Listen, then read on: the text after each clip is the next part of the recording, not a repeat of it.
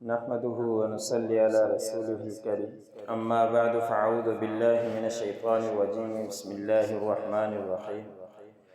قال تزرعون 7 سنين دأبا فما حصدتم فذروه في سنبله إلا قليلا مما تأكلون ثم يأتي من بعد ذلك 7 شداد يأكلن ما قدمتم لهن إلا قليلا مما تحصنون ثم يأتي من بعد ذلك عام فيه يغاث الناس وفيه يعصرون وقال الملك ائتوني به فلما جاءه الرسول قال ارجع إلى ربك فاسأله ما بال النسوة اللاتي قطعن أيديهن ان ربی بکیدہن علیم۔ سورۃ یوسف کا درس چل رہا ہے۔ اسی سورت کے آیت نمبر 47 سے لے کر 50 تک تلاوت کی گئی۔ گزشتہ آیتوں کے اندر پہلے تذکرہ ہوا تھا کہ یوسف علیہ السلام کے آقا و مصر کے بادشاہ نے خواب دیکھا تھا کہ 7 موٹی گائیں ہیں اور 7 دبلی گائیں ہیں اور 7 گوشے ہیں سبز اور 7 گوشے ہیں سوکھے ہوئے، تو اس کے بارے میں تم میرے سرداروں مجھے خواب کی تعبیر بتلاؤ۔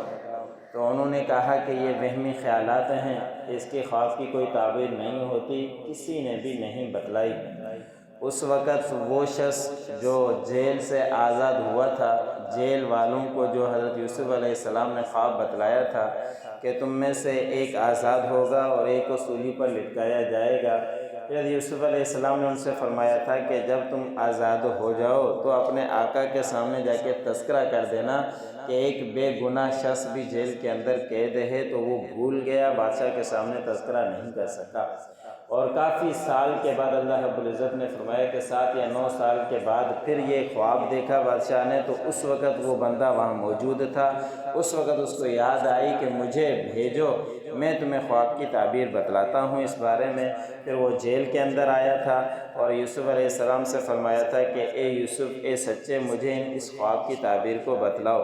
تو یوسف علیہ السلام نے کوئی ان سے شکایت نہیں کی۔ یہ بڑے پن کا نتیجہ تھا کہ یوسف علیہ السلام کو آگے چل کر نبی بننا تھا۔ ان کے کوئی ناراضگی کا اظہار نہیں کیا کہ آپ کو اتنے سال ہو گئے، میں نے کام کہا تھا آپ نے کیا نہیں، بادشاہ کے سامنے تذکرہ کرنا چاہیے تھا، کچھ بھی اس کے سامنے تذکرہ نہیں کیا۔ اس نے خواب بتلایا، حضرت یوسف علیہ السلام نے خواب کی تعبیر کے ساتھ ساتھ تدبیریں بھی بتلائی جو اس کے اعلیٰ ظرفی کی نشانی بھی تھی یوسف علیہ السلام کی، اور اس سے بادشاہ کو اور اس سے دلچسپی ہوئی۔ پہلے بھی اس کا گرویدہ ہو چکا تھا لیکن زلیخا کی وجہ سے جیل میں ڈالنا پڑا، لیکن جب یہ تعبیر بتلائی تو اور بھی اس کا دیوانہ ہو چکا تھا۔ تو یوسف علیہ السلام نے اس کے خواب کی تعبیر میں بیان فرمایا کہ تم 7 سال جم کر کھیتی کرو گے، جس طرح عام طور پر کرتے ہو، اچھی طرح سے تم کھیتی کرو گے، جس سے 7 موٹی گائیں جو تمہیں نظر آئی۔ اور پھر حضرت تدبیر حضرت یوسف علیہ السلام نے یہ بتلائی کہ جو 7 سال تم کھیتی کرو گے تو پھر جو کھیتی نکلے تو اس کو کاٹنے کے بعد ان کو ان گوشوں کے اندر چھوڑ دینا، اس سے باہر نہیں نکالنا۔ عام طور پہ یہی ہوتا ہے، جب تک وہ دانہ گوشوں کے اندر ہو تو کیڑا نہیں لگتا، لیکن جب باہر نکل جاتا ہے تو پھر کیڑا لگ جاتا ہے۔ تو یوسف علیہ السلام نے تدبیر بتلائی کہ اس کو گوشوں سے باہر نہیں نکالنا، مگر تھوڑا سا جو تمہارے کھانے کے لیے اس کو نکال دینا، باقی گوشوں کے اندر ہی تم رہنے دینا۔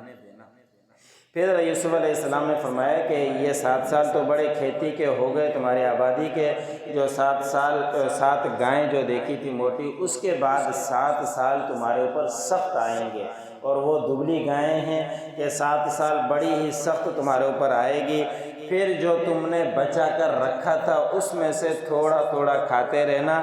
مگر کچھ بچا کر رکھنا جو اگلے سال جو بعد میں کھیتی کے لیے تم بو، اس کو تم بچا کر رکھنا، اور جو 7 سال آئیں گے بڑے سخت، اس سے جو بچا کے تم نے رکھا تھا اس سے تم کھاتے رہو گے۔ پھر یوسف علیہ السلام نے 14 سال کے بعد 15ویں سال کے متعلق بیان فرمایا کہ پھر اس کے بعد 1 سال ایسا آئے گا جس کے اندر خوب بارشیں ہوگی لوگوں کے اوپر، اس میں نچوڑیں گے، پھر اس میں پھل نچوڑیں گے یا سیرا بنائیں گے، بہت ساری وہ خوشحالی آ جائے گی، پھر اس کے بعد کوئی معاملات نہیں ہوں گے۔ اب وہ قاصد چلا گیا، اللہ رب العزت نے اس کے بیچ کا کوئی تذکرہ نہیں کیا کہ قاصد نے جا کے بادشاہ کو کیا پیغام دیا، کس طرح کی بات ہوئی۔ پھر اس بادشاہ نے اس قاصد سے کہا کہ آپ جائیے اور جا کر اس بندے کو جس نے خواب کی تعبیر بتلائی ہے میرے پاس پہنچاؤ، اس کو میرے پاس لے کر آ جاؤ۔ وہ قاصد آیا، جیل کے اندر حضرت یوسف علیہ السلام سے ملا۔ حضرت یوسف علیہ السلام نے فرمایا کہ آپ پلٹ کر واپس جائیے اور جا کے اپنے آقا سے جا کے سوال کیجئے ان عورتوں کے بارے میں۔ اب یہاں پہ ایک حدیث مفسر نے لکھی ہے کہ نبی کریم صلی اللہ علیہ وسلم نے فرمایا کہ اگر میں ہوتا کہ اتنے سال قید کے بعد اگر نکالتے تو میں فوراً نکل جاتا، اور اتنے سال جیل کے بے گناہ کے رہنا بڑے مشقت والے سال ہوا کرتے ہیں، تو اتنے سال جیل کے اندر رہے، لیکن اس کے باوجود بھی واپس پیغام بھجوایا کہ آپ جائیں ان عورتوں کے بارے میں سوال کریں جنہوں نے میرے متعلق جو باتیں کی تھی اور ہاتھ کاٹے تھے کہ وہ سچی ہیں یا میں سچا ہوں، اس کے بعد میں جیل سے باہر نکلوں گا۔ اب یہاں پہ ایک سوال اٹھتا ہے کہ حضرت یوسف علیہ السلام کو تو زلیخا نے ہی کہا تھا، لیکن حضرت یوسف علیہ السلام نے ان کا تذکرہ نہیں کیا اور عورتوں کا تذکرہ کیا جنہوں نے ہاتھ کاٹے تھے۔ یہ بھی ایک بڑی اہم نقطے کی بات تھی کہ جس کے گھر کے اندر پلا بڑا کھایا پیا ان کا تذکرہ نہیں کیا اور عورتوں کا تذکرہ کیا کہ اور عورتوں کا تذکرہ آئے گا وہ خود بخود اس میں آ جائے گی اور وہ خود بھی کہہ دے گی کہ میں نے ہی اس کو پھسلایا تھا، وہ بے گناہ تھے۔ اس لیے اپنے زلیخا کا نام نہیں لیا، نہ اس عورت کا تذکرہ کیا، اور عورتوں کے بارے میں کہا جنہوں نے ہاتھ کاٹے تھے ان کے بارے میں جا کے سوال کیجئے۔ اب وہ قاصد واپس پلٹا اور بادشاہ کے سامنے یہ تذکرہ کیا، تو اس کے بعد حضرت اس بادشاہ نے تمام عورتوں کو جمع کر کے اور حضرت یوسف علیہ السلام کے بارے میں پوچھا تھا جس کا تذکرہ آئے۔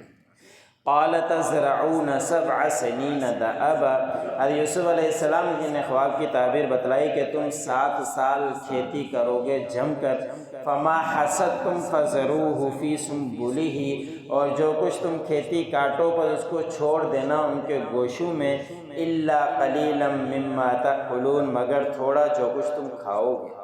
ثم یأتی من بعد ذلک 7 شداد،